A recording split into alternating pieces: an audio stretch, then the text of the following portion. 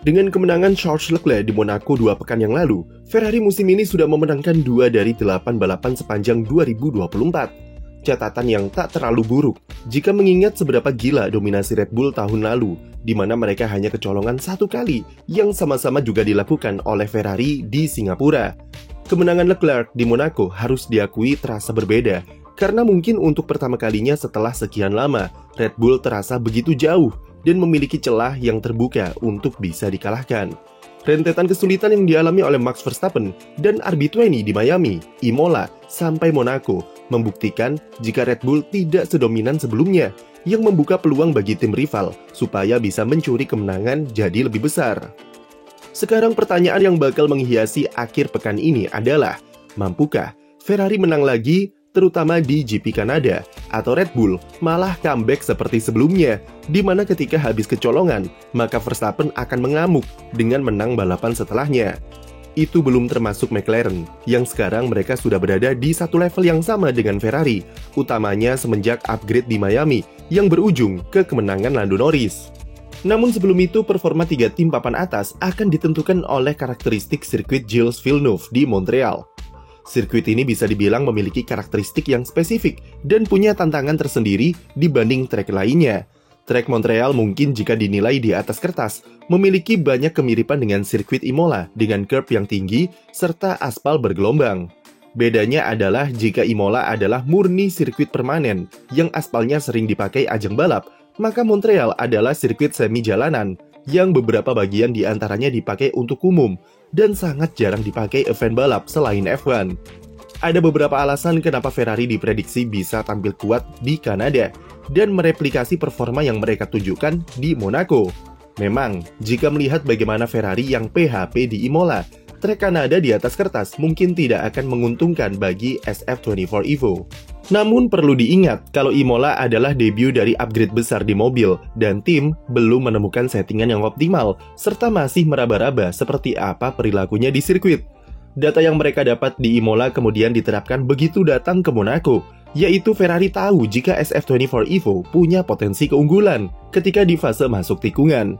Ferrari memberikan settingan yang bisa memaksimalkan grip ban depan di Monaco, dan itu disesuaikan oleh gaya balap Charles Leclerc yang agresif untuk bisa raih pole serta kemenangan di balapan kandangnya.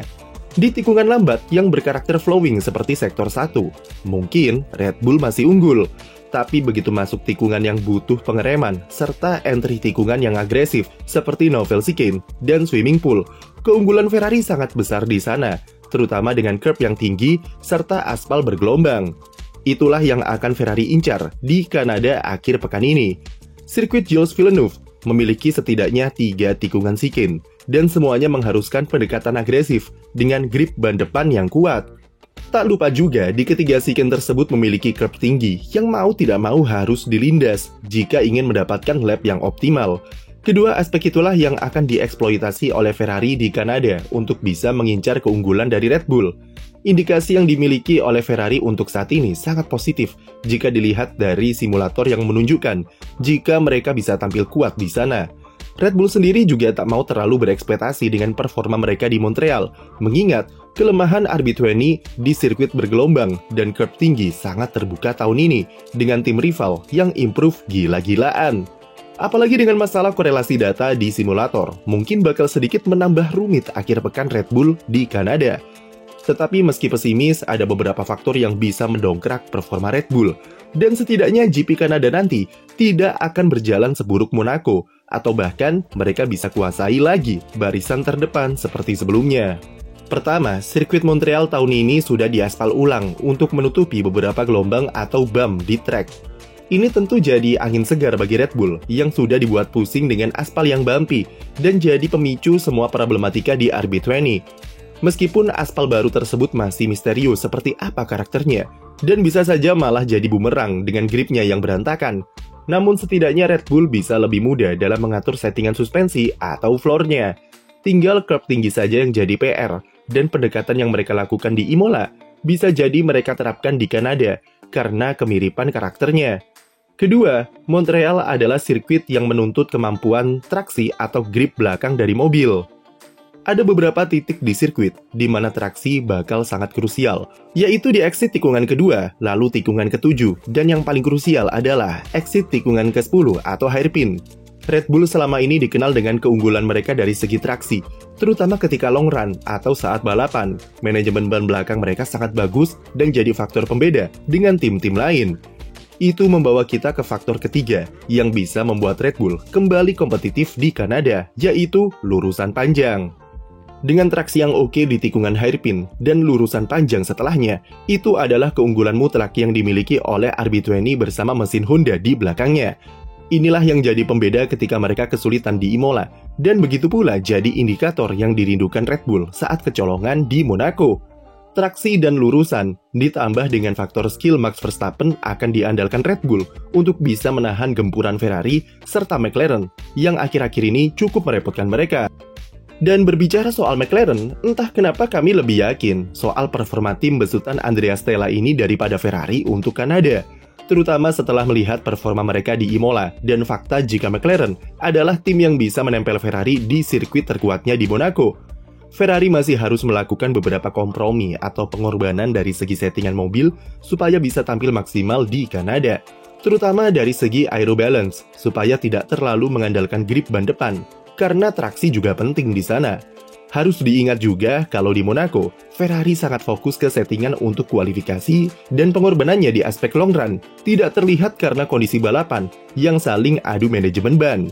Ferrari akan kembali ke settingan sebelumnya, yaitu memprioritaskan long run untuk race daripada kualifikasi, dan inilah alasan bagi tifosi untuk tetap menjaga perasaan skeptis ke skuad Maranello tersebut. McLaren di atas kertas memiliki beberapa keunggulan yang sama seperti Ferrari seperti di fase turning. Bedanya adalah traksi mereka sekarang menjadi lebih bagus pasca upgrade Miami dan Imola yang mungkin bakal jadi faktor pembeda dibanding Ferrari. Dengan gap di 3 besar yang diklaim oleh Frederick Vasseur hanya di kisaran 0,1 detik saja, maka perbedaan atau peningkatan sekecil apapun bisa sangat berpengaruh. Balapan di Kanada akhir pekan nanti bakal sangat menarik dengan berbagai faktor yang bermain, serta ketatnya 3 tim papan atas belakangan ini. Toh, meski Max Verstappen tetap dijagokan kembali mengamuk dan memutar lagu Vielmus yang sudah absen 3 kali musim ini, tetapi dipastikan itu tak akan mudah baginya. Ferrari masih mengintai dengan gegap gempita kemenangan Leclerc di Monaco. Vasseur sendiri menegaskan jika timnya tidak boleh berlarut-larut dalam kesenangan sesaat yang diperoleh di Monaco dan harus tetap fokus untuk bisa melanjutkan momentum yang sudah didapat. Pendekatannya masih sama, yaitu memberikan Red Bull tekanan bertubi-tubi yang membuat mereka keluar dari zona nyaman dan otomatis jadi rentan membuat kesalahan seperti di Miami serta Monaco. Ferrari jadi tim terdekat yang bisa bersaing secara langsung dengan Red Bull untuk berebutan gelar konstruktor, di mana mereka hanya terpaut 24 poin saja, dan ini yang jadi fokus utama Vasseur. Dengan Sergio Perez yang kadang inkonsisten, maka itulah kesempatan terbesar untuk bisa mencuri poin sebanyak-banyaknya, terutama dengan duet Charles Leclerc dan Carlos Sainz yang terbukti menjamin lumbung poin bagi tim. Jadi, bisakah Ferrari menang lagi di Kanada? Tulis prediksimu di komentar, dan jangan lupa beri like dan subscribe untuk konten F1 lainnya.